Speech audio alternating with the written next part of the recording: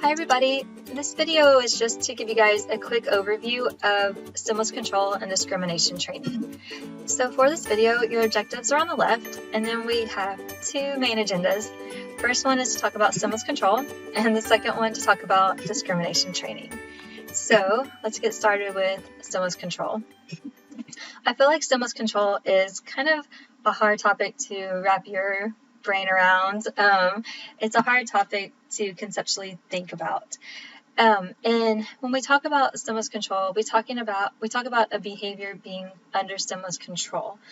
And we're talking about this relationship between the antecedent, a specific antecedent, and a specific behavior.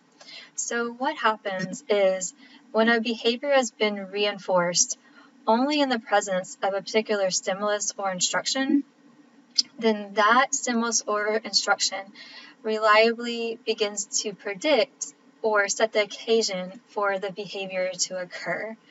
And so now the behavior is going to begin to occur reliably in the presence of that specific stimulus or instruction. And when that happens, we say that the behavior is, like I said earlier, under stimulus control. So basically with stimulus control, we're talking about how likely is an antecedent able to predict the behavior being emitted.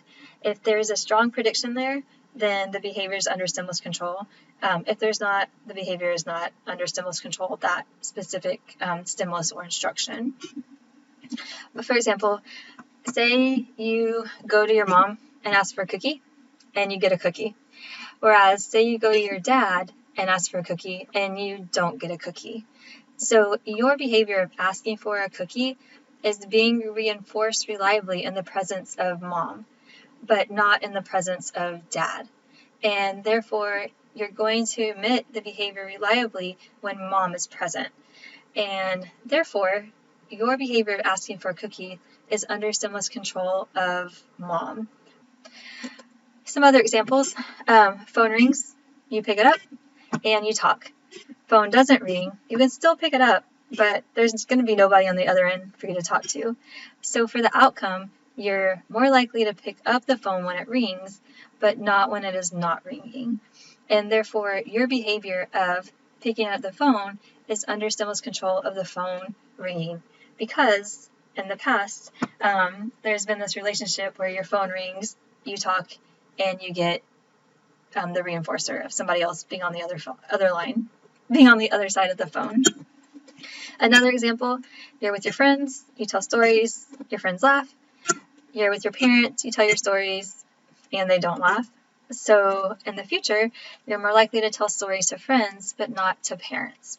So your behavior of telling stories occurs in the presence of your friends, and therefore your behavior of telling stories is under stimulus control of your friends.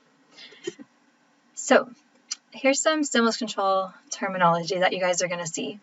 First is the discriminative stimulus. That's the stimulus that's usually present when the specific response is reinforced and absent when the response is not reinforced.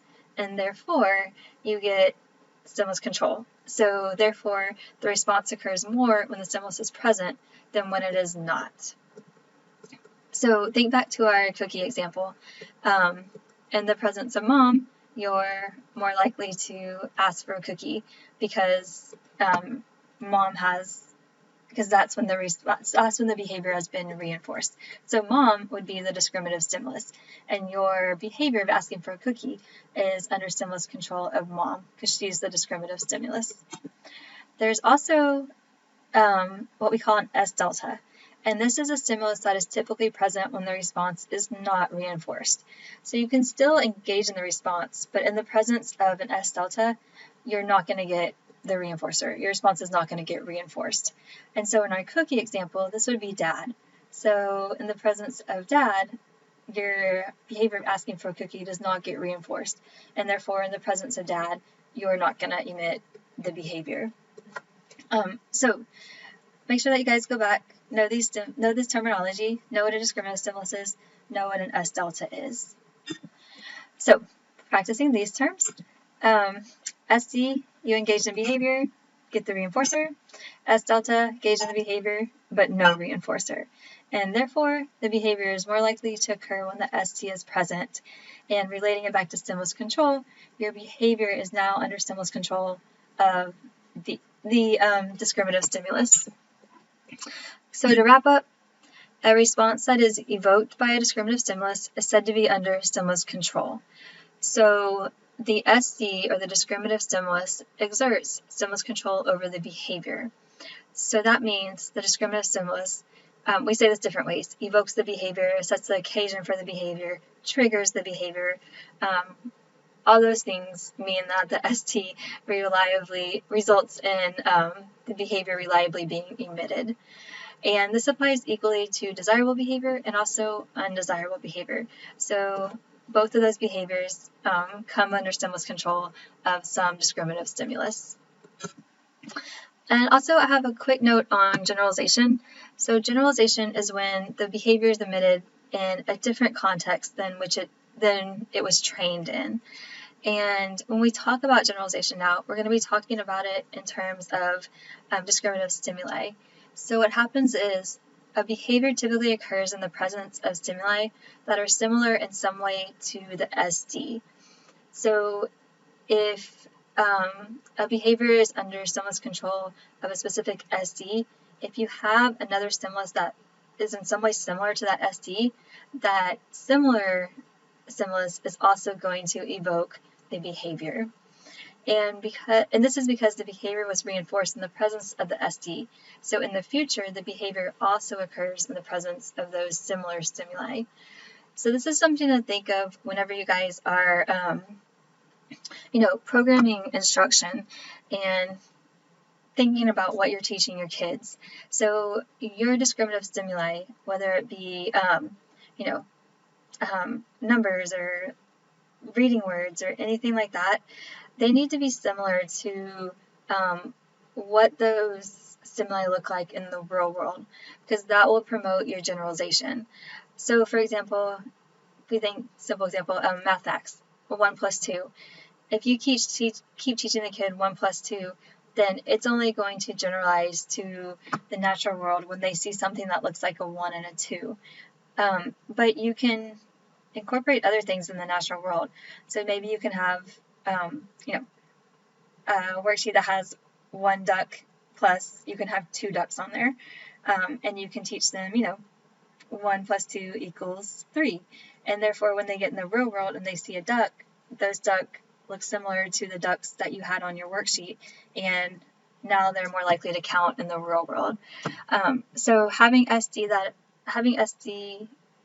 discriminative stimuli you're teaching look similar to the discriminative stimuli in the real world.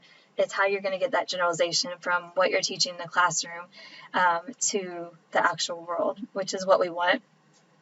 The kid can do math facts all day in the classroom, but can't do them in the real world, then it doesn't help them at all. Okay, discrimination training. A response comes under stimulus control because of what we call discrimination training. And when we talk about discrimination, we're talking about the ability of a learner to understand the difference between 2 or more things. So can the learner discriminate or see the difference between, a pen and a pencil, a sock and a shoe, things like that. And so with discrimination training, what you're going to be doing is bringing the response under stimulus control by reinforcing it in the presence, but not in the absence of a specific stimulus. So we have our typical 3-term contingency, and what you're going to be doing is you're going to be reinforcing a response in the present. So reinforcing a response in the presence of a specific antecedent stimulus, and therefore that specific antecedent stimulus will gain stimulus control over the behavior, and that's how a discriminative stimulus develops. And that whole process of doing that is what we call discrimination training. Now, this happens every day in the real world. So this is a picture of my daughter, and right here on the left, and she has 2 nieces. So, she has 2 cousins. I have 2 nieces. This is Layla, and this is Raleigh. And so when she was a little bit younger and she was just learning to talk and starting to discriminate, they would come in the room and she would say, "Rah, rah, Layla." So she would either say either rah-rah randomly to either one of those two, either one of my nieces, or Layla randomly, or she would say them both together. So what would typically happen with our everyday interactions is that in the presence of Layla, when she would say Layla, we would reinforce that. Layla would say, yes, I'm Layla, or I would say, yes, good job, Carly, that's Layla. But when she would say Layla in the presence of Raleigh, it would oftentimes kind of get punished. So we would say no, and Raleigh would say, I'm Rah-Rah, or I would say, no, Carly, that's Raleigh. And so she started to realize in the presence of this person, then my behavior of saying Layla is being reinforced. And in the presence of this person, my behavior of saying Layla has not been reinforced. So for the behavior of saying Layla, because of this discrimination training, Layla has become a discriminative stimulus for Carly's behavior of saying Layla. So Layla is under stimulus control of the actual person Layla. So same thing with Rah-Rah. In the presence of Layla, when she would say Rah-Rah, we would say, no. Layla would say, no, I'm Layla. Or I would say, no, Carly, that's Layla. In the presence of Raleigh, we would say, yes, good job. Or Raleigh would say, yes, I'm Rah-Rah. And so she started to learn, okay, through, reinforcing Rah-Rah in the presence of Raleigh and not in the presence of Layla, that whole process of discrimination training established stimulus control. So her behavior of saying rah-rah is now under stimulus control of Raleigh because it has been reinforced in the presence of Raleigh in the past and not in the presence of Layla. So Raleigh, SD in this situation, Layla, S delta. So now Carly, she used to mix them all up, say one randomly, but now in the presence of Layla, she says Layla. In the presence of Raleigh, she says rah-rah. So Layla is an SD for Layla is an SD for her name Layla, and Raleigh right here is an SD for rah-rah. Some other examples more relatable to teaching.